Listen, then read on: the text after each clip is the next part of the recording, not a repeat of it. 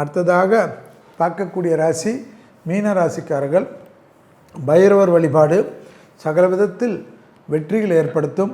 திருநாய்களுக்கு உணவளிப்பது மனதில் இருக்கக்கூடிய சங்கடங்களை தீர்க்கும்.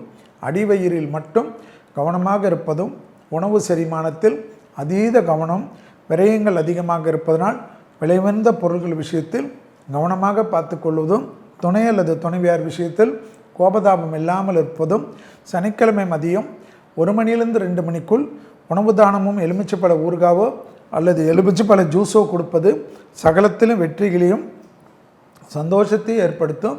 இழுபறியாக இருந்த நிலைமைகள் பரிபூர்ண நிவர்த்தி ஏற்படுவதும், ஆனந்தமும் பேரானந்தமும் நம்பிக்கையும் அனுகூலத்தையும் ஏற்படுத்தும்.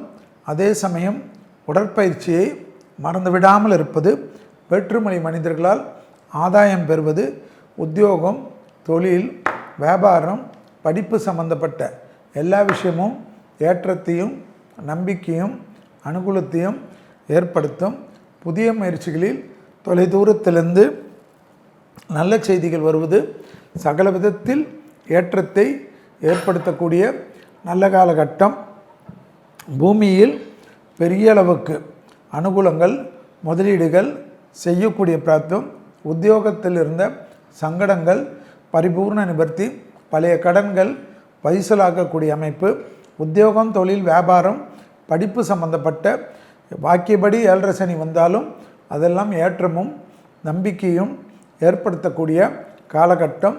உணவு முறையில் மட்டும் அவசரப்பட்டு ஏதாவது கெட்டுப்போன உணவை சாப்பிட்டு பெரிய வருத்தத்திற்கு ஆட்படக்கூடிய நிலைமை ஏற்படும். ஃபுட் பாய்சனிங் என்று சொல்வார்கள். அதீத கவனமாக மீனராசிக்காரர்கள் இன்றையிலிருந்து 2.5 வருடத்திற்கு இருக்கக்கூடிய காலகட்டம் ஆரம்பித்து விட்டது என்பதை ஞாபகத்தில் வைத்து கொள்ளுங்கள்.